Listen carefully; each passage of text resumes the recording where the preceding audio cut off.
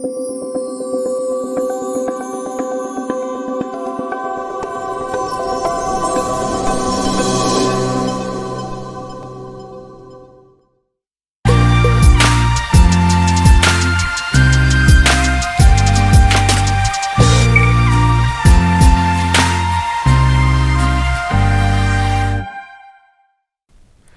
to everyone.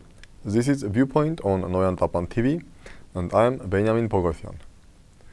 At this episode, we will discuss the deployment of European Union civilian mission along Armenia-Azerbaijan border.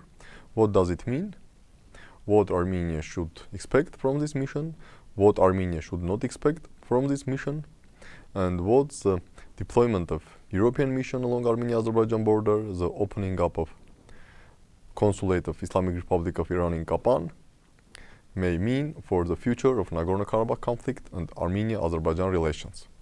First of all, regarding the deployment of 40 European observers, civilian and armed observers, who will start their job on Monday, October 24. First of all, let's emphasize that this is a positive development, because the deployment of European observers will decrease a little bit, but will decrease the probability of new aggression of Azerbaijan against Armenia.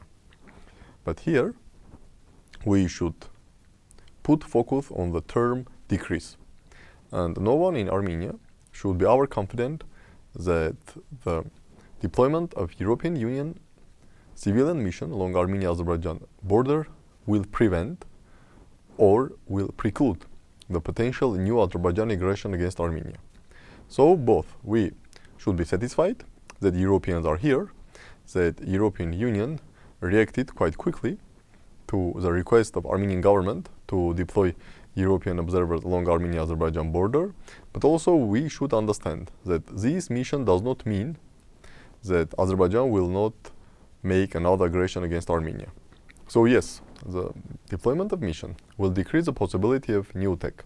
But again, it could not preclude Azerbaijan from launching a new aggression against Armenia. This is very significant to understand, both for expert circles, political circles, and also for entire Armenian society, that the fact that 40 European and armed civilian observers now are in Armenia, this absolutely does not mean that Azerbaijan will forget about its plans to use the military force or threat of military force to impose on Armenia its will and to force Armenia to sign so-called peace agreement between Armenia and Azerbaijan, which satisfies all Azerbaijani demands and wishes and which violates all Armenian vital national interests. So yes, this is a development in right direction.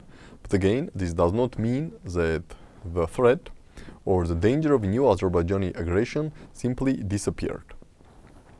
The second issue, which we must understand and be very careful regarding the deployment of these European observers. Given the current war, taking into account between Russia and the West, of course, we may say that mostly it's between Russia and the United States, and some European countries are not very happy to be along with United States against Russia. But fact is fact, that currently there is a de facto war, not only between United States and Russia, but also between EU and Russia. Economic war, hybrid warfare, information warfare, etc. In these contexts, Armenia, commentators, analysts, experts, government officials should be very, very cautious not to depict the deployment of EU observer mission into Armenia as a sign of Armenia changing its geopolitical or foreign policy orientation from Russia to West, or a sign that Armenia is ready to be part of this ongoing Russia-West war. This is absolutely unacceptable, and this will bring Armenia only harm and no benefits. So we should emphasize that we invited EU observers because we believe that their presence decrease, not fundamentally, not significantly, but decrease the probability of new Azerbaijani aggression. Aggression which Azerbaijan speaks about almost overtly. That if Armenia is not going to sign a document which they call peace agreement, But this document is not peace agreement, because any document which violates all interests of one side and fully satisfies all desires and whims of another side, this document cannot be called peace agreement.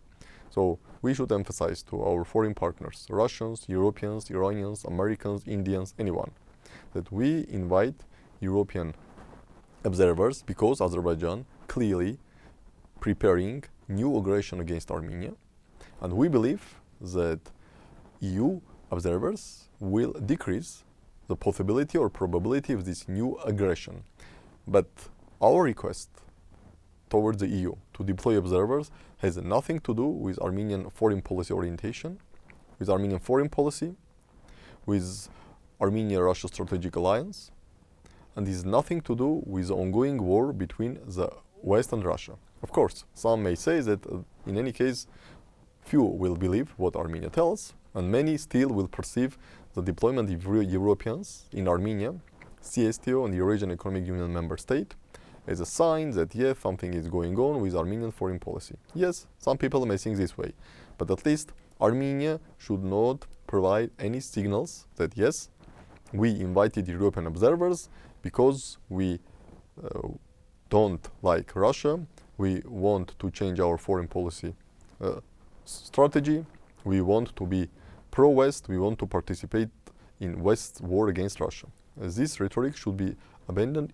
immediately. Emphasis should be focused on the need to decrease the possibility of new Azerbaijani aggression against Armenia.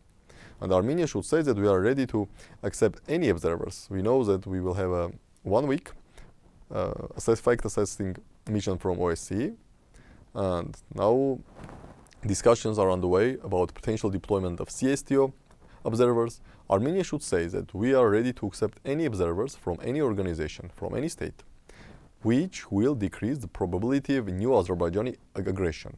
Aggression which is being prepared by Azerbaijan almost on daily basis and almost on 100% overt style.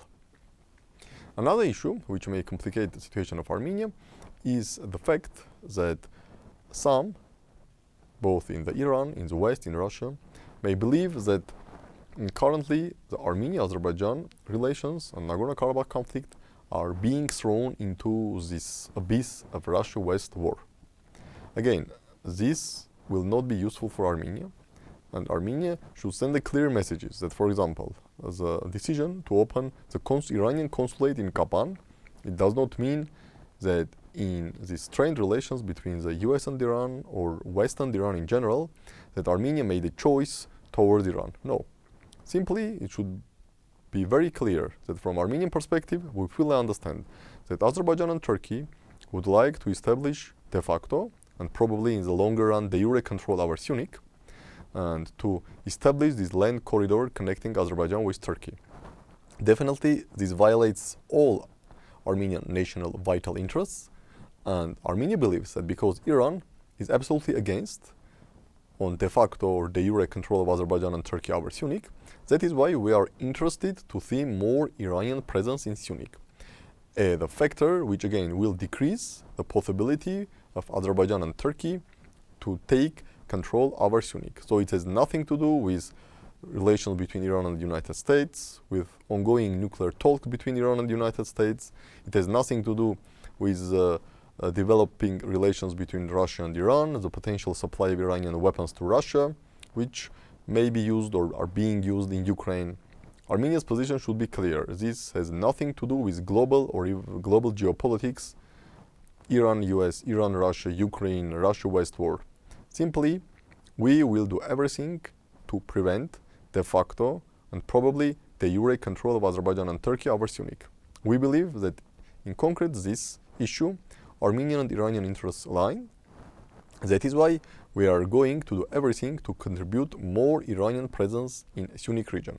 And every country which is not interested to see part of Armenia occupied by Azerbaijan and Turkey, and any country which is not interested to see Turkish domination over South Caucasus, and any country which does not want to see Turkish growing influence in South Caucasus and through South Caucasus in Central Asia, and the growing force of this organization of Turkic states established in November 2021, that we are ready to cooperate with any these organization or state. And again, this has nothing to do with global geopolitics, with Russia, US war, or between Iran-US relations, Iran-Russia relations, and etc.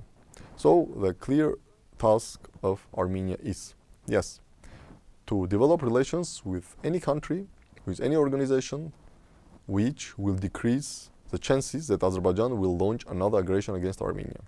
And we have to understand that Azerbaijan is clearly preparing for another aggression against Armenia. So any step toward decreasing the probability of this aggression definitely is beneficial and useful for Armenia. But simultaneously, we should send clear signals to all our partners that this has nothing to do with global geopolitics. This does not mean that Armenia changes its foreign policy in becoming anti-Russia and is ready to fight against Russia or against Iran, that Armenia is going to be part of this democracy vs autocracy war, which United States are waging, at least when Biden administration came to power in January 2021. No, Armenia should say that we are not going to change anything globally from Armenian perspective. Simply, we are going to do everything to stop the potential Azerbaijani new aggression against Armenia.